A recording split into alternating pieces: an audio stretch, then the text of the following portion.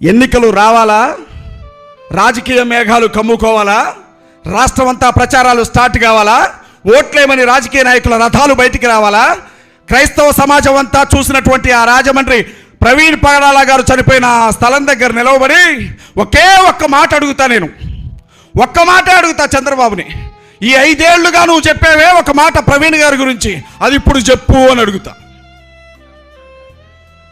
ఆ మాట చెప్పి ఓటడుగు నాయుడు నువ్వు అని అడుగుతా నేను.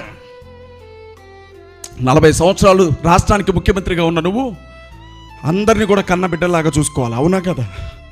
క్రైస్తవులంటే అంత పక్షపాతమా? తాగి చచ్చిపోయాడు. మీకో విషయం చెప్పనా? వాళ్ళ ఆవిడ మాట్లాడలా, వాళ్ళ బిడ్డలు మాట్లాడలా, నువ్వెందుకు మాట్లాడుతున్నావు రా అనుకుంటూ నా గురించి మాట్లాడారే. ప్రవీణ్ పగడాల గారి సమాధి మీద ఏమి రాసిందో తెలుసా తల్లి?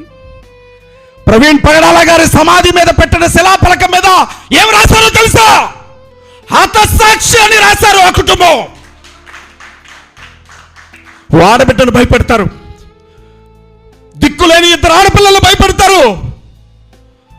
ఆ కడుపు కోత మిమ్మల్ని వెంటాడుతుంది చెప్తున్నాను. తండ్రి చనిపోతే గుండెలో బాగులేక కూడా ఏడ్చింది ఆ పసిబిడ్డ. ఆ ఏడుపే మహాప్రళయం మిమ్మల్ని చుట్టుకుంటుంది చెప్తున్నాను నేను. ఇవాళ అడిగిన వాళ్ళందరికీ నోటీసులు ఇస్తారు, అక్రమ కేసులు పెడతారు, స్టేషన్లో పెట్టి కొడతారు. నా గుండు కొట్టించారు, జైలుకి తీసుకెళ్ళి 7 రోజులు జైల్లో పెట్టారు నన్ను. Post mortem reporter ఇన్నదికి.